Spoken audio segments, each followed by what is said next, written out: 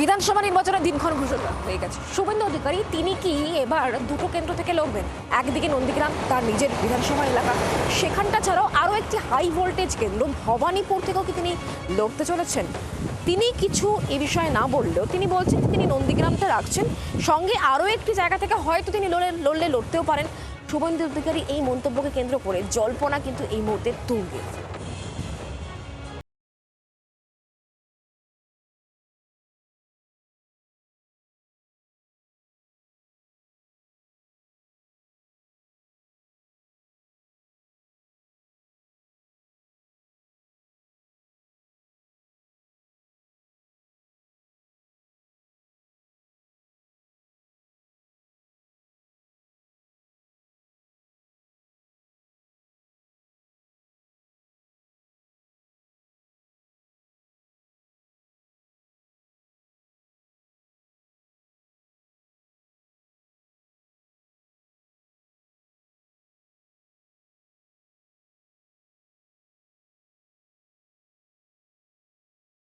আমার ভদ্রাসন এবং আত্মিক সম্পর্ক, আমাকে যদি লড়তেই হয় নন্দীগ্রাম রেখে আমি অন্য কিছু ভাবতে পারি, সেটা আমি আমার অধিকার আছে বলার, দলের কাছে আমি বলেছি, বলবো ভবিষ্যৎ।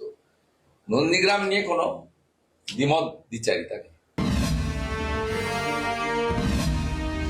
দ্বিতীয় আসন নিয়ে শুভেন্দু নিজে কিছু না বললেও স্বাভাবিকভাবেই জল্পনা ছড়াচ্ছে ভবানীপুর নিয়ে, যে কেন্দ্রের বিধায়ক, মুখ্যমন্ত্রী ও তৃণমূল নেত্রী মমতা বন্দ্যোপাধ্যায়।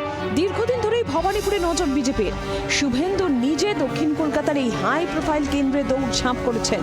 অসংখ্যবার এই কেন্দ্র থেকে মুখ্যমন্ত্রীকে হারানোর চ্যালেঞ্জও ছুড়েছেন। আপনাকে ভবানীপুরে হারাবো, আপনাকে আমি ভবানীপুরে হারাবো। বিজেপি যাকেই প্রার্থী করো, ভবানীপুরে মমতা ব্যানার্জিকে হারানোর দায়িত্ব শুভেন্দু অধিকারী। এই পরিস্থিতিতে ভবানীপুরে জোরদার প্রচারে নেমে পড়েছে তৃণমূল।